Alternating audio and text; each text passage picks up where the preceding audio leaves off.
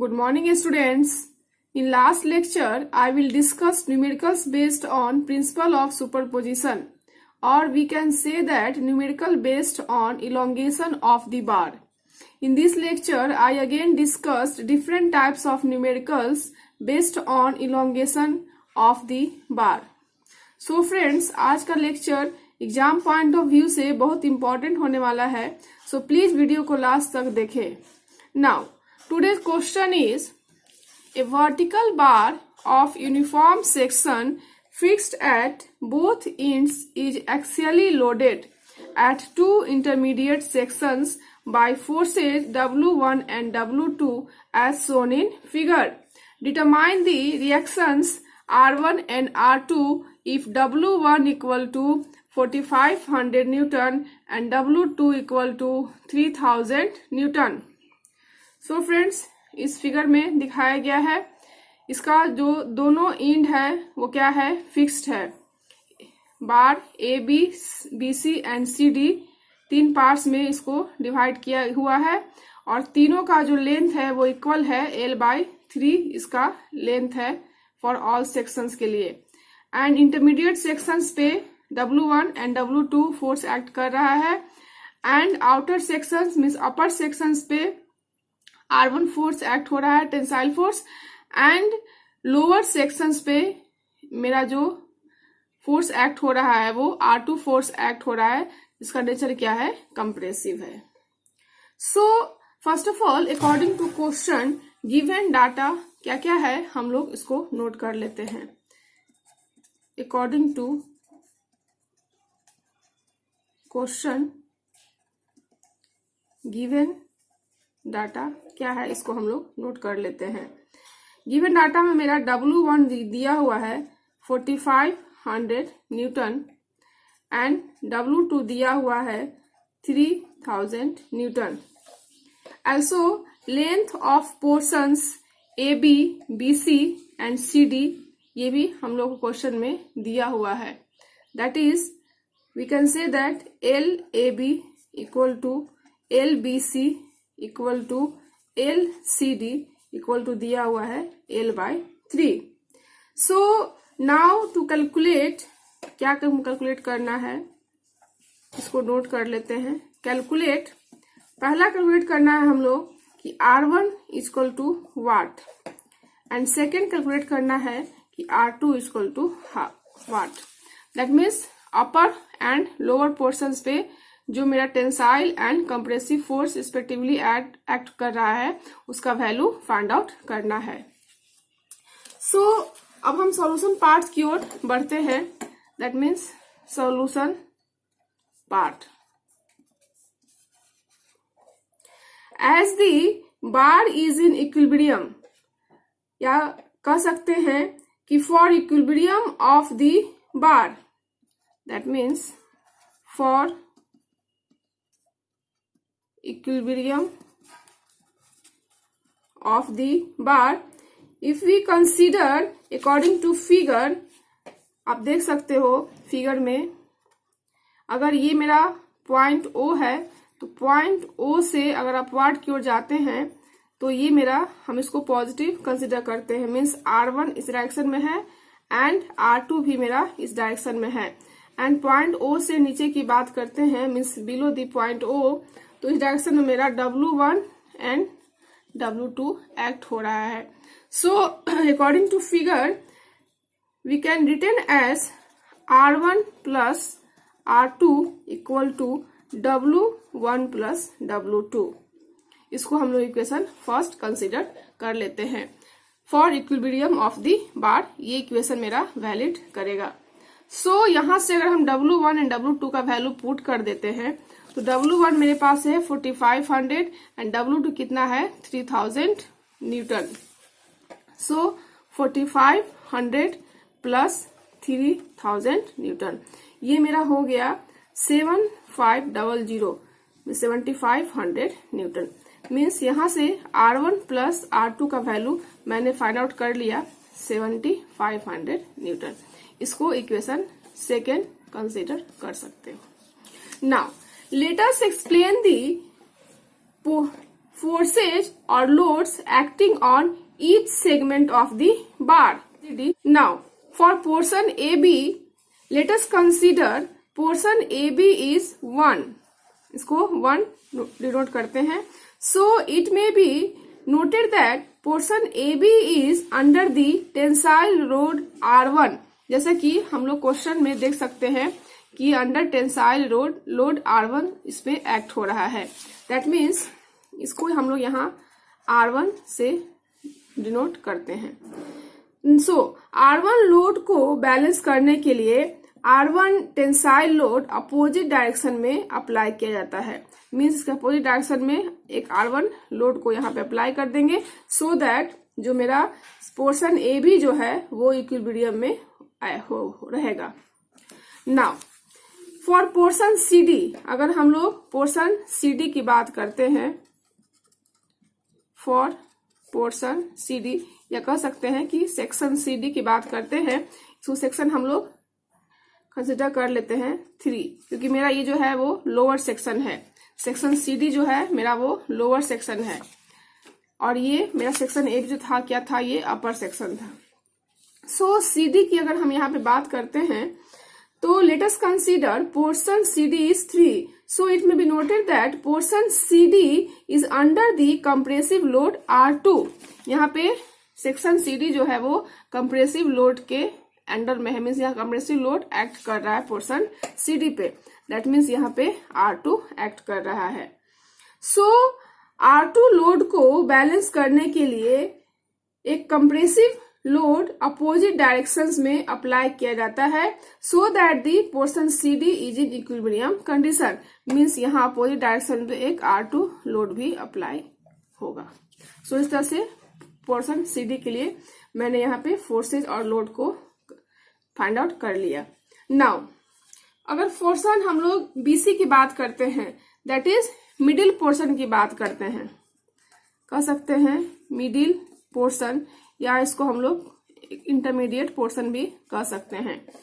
Middle portions में अपर force means अपर force जो है या कह सकते हैं कि अपर फेस पे इसका जो लोड एक्ट हो रहा है, कौन सा लोड एक्ट हो रहा है. पहला लोड एक्ट हो रहा है W1, दूसरा लोड एक्ट हो रहा है R1.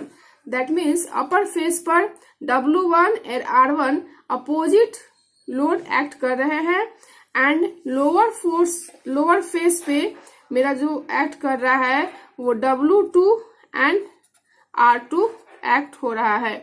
That means lower face पर W2 and R2 opposite load act हो रहे हैं.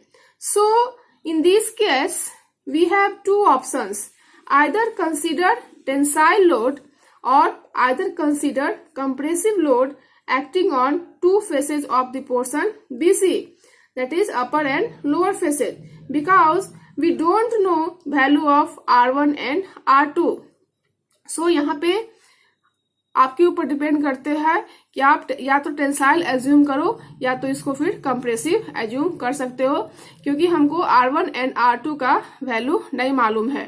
So, if we consider tensile load acting on both faces of BC, that is upper and lower faces, that means अगर हम tensile load को consider करते हैं तो इसको हम इस तरह से दिखा सकते हैं R1 माइनस W1, क्योंकि R1 मेरा अपर साइड में है और मैंने साइन कन्वेंशन में लिया है कि अपर वाले को क्या लिया है, मैंने पॉजिटिव लिया है एंड डाउनवर्ड वाला क्या लिया है, निगेटिव लिया है.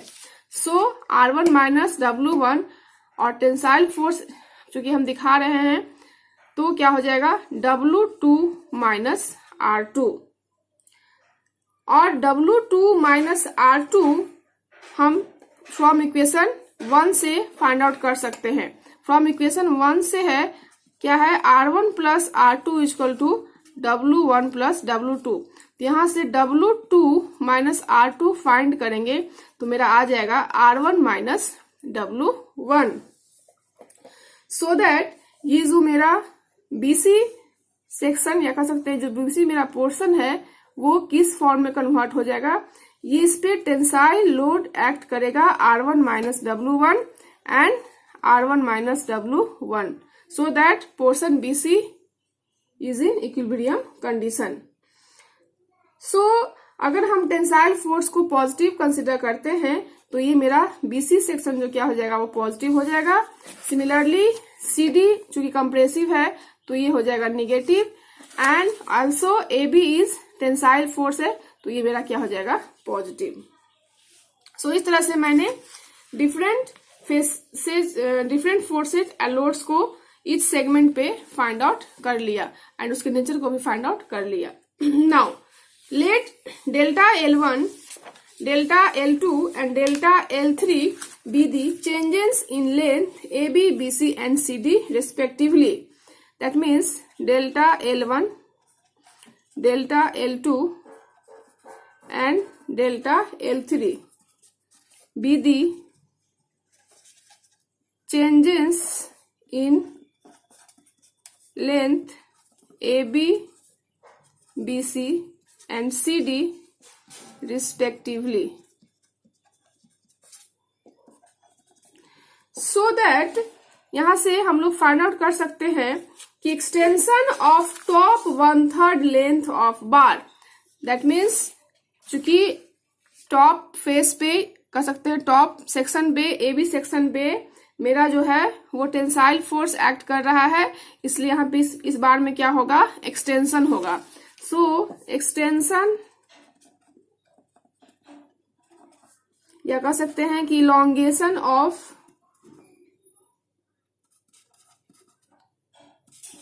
टॉप, इलोंगेशन ऑफ टॉप 1/3, जहां पे जो इसका लेंथ है, लंबाई है, वो 1/3 है, इसलिए इसको कह सकते हैं कि extension of top 1/3 length of bar क्या होगा। We know that delta L equal to क्या होता है, P L divided A E, means P1 L1 divided A E. यहाँ पे मेरा फोर्स जो एक्ट हो रहा है वो ए बी पोर्शन पे वो क्या एक्ट हो रहा है, R1, सो दैट यहाँ पे मेरा क्या हो जाएगा, R1, एंड L1 जो है मेरा कितना है, L/3 है, डिवाइडेड A इंटू ई। इसको हम ए के फॉर्म में रहने देते हैं क्योंकि मेरा क्वेश्चन में ई का वैल्यू नहीं दिया हुआ है एंड एल का वैल्यू भी नहीं दिया हुआ है, सो इसी फॉर्म में इसको हम यहाँ पे छोड़ देते हैं। Now extension of middle 1/3 length of bar क्या होगा, extension of middle 1/3 length of bar क्या होगा, क्योंकि मैंने यहाँ पे दिखाया है कि मिडिल पोर्शंस में मेरा क्या हो रहा है, टेंसाइल फोर्स एक्ट हो रहा है, सो दैट्स यहाँ पे इस पोर्शन में इलोंगेशन क्रिएट होगा। सो इलोंगेशन या कह सकते हैं extension of middle 1/3 length of bar, that means कह सकते हैं डेल्टा L2 इक्वल टू क्या हो जाएगा, यहाँ पे मेरा फोर्स जो इस पे एक्ट हो रहा है वो क्या एक्ट हो रहा है, R1 minus W1, so that यहाँ फोर्स जो मेरा क्या होगा वो R1 minus W1 into L/3 divided A into E।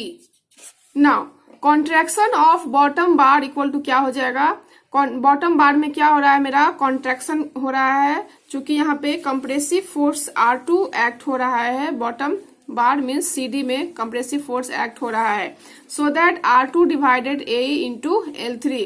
So net change in length क्या हो जाएगा मेरा, डेल्टा L1 चूंकि एक्सटेंशन हो रहा है बार और टॉप बार में, डेल्टा प्लस डेल्टा L2 क्योंकि मिडिल बार में भी एक्सटेंशन हो रहा है, एंड जो मेरा बॉटम बार है उसमें क्या हो रहा है, कॉन्ट्रैक्शन हो रहा है, दैट्स वाई यहाँ पे डेल्टा L3 क्या हो जाएगा, निगेटिव हो जाएगा।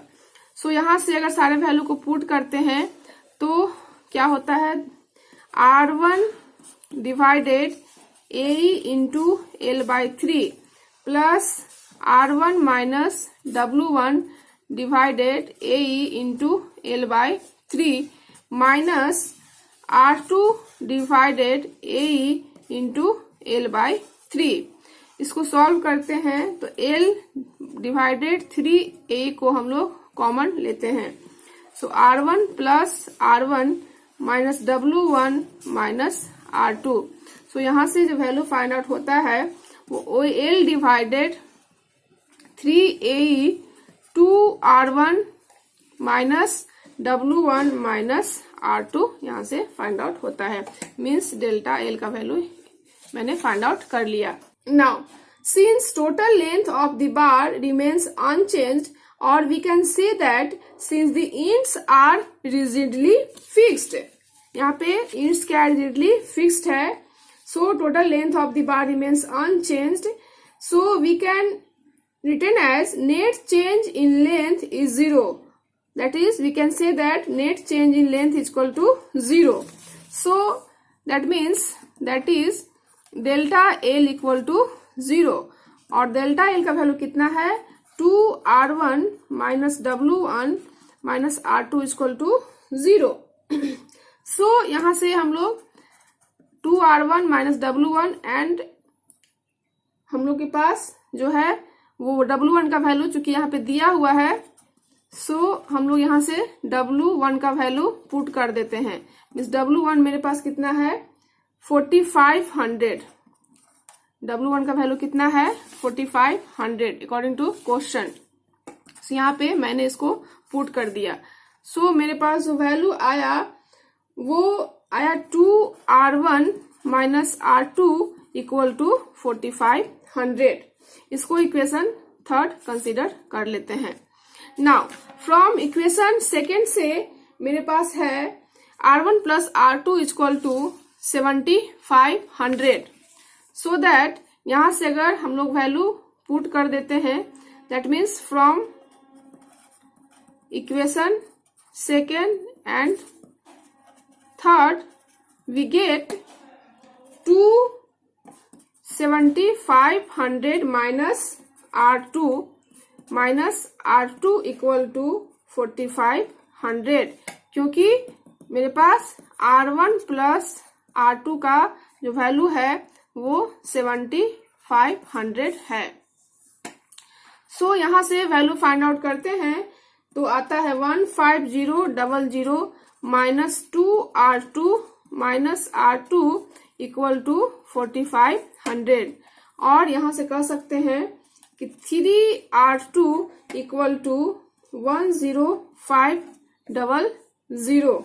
सो यहाँ से R2 का वैल्यू फाइंड आउट कर सकते हैं 10500 डिवाइडेड 3। ये जो वैल्यू मेरे पास आता है उसका वैल्यू है 3500, मीन्स 3500 न्यूटन। सो इस तरह से मैंने R2 का वैल्यू यहाँ से फाइंड आउट कर लिया। मीन्स आंसर सेकेंड मैंने फाइंड आउट कर लिया। नाउ चूंकि R1 plus R2 equal to कितना है, वैल्यू कितना है 7500। सो यहाँ से R1 इक्वल टू निकाल लेंगे 7500 minus R2, that means 7500 minus R2 का वैल्यू कितना आया 3500।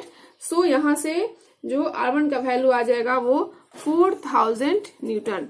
दैट मीन्स यहाँ से मैंने R1 का वैल्यू भी फाइंड आउट कर लिया। सो इस तरह से आंसर 1 यहाँ से कैलकुलेट हो गया। सो फ्रेंड्स, इस तरह से मैंने दिए हुए क्वेश्चन के अकॉर्डिंग जिस vertical bar of uniform section fixed at both ends and is actually loaded at two intermediate sections by forces W1 and W2, इस क्वेश्चन के लिए R1 एंड R2 का वैल्यू मैंने फाइंड आउट कर लिया। I hope आपको video पसंद आया हो। सो वीडियो के पसंद आने पे चैनल को लाइक शेयर एंड सब्सक्राइब करना ना भूलें। Thank you.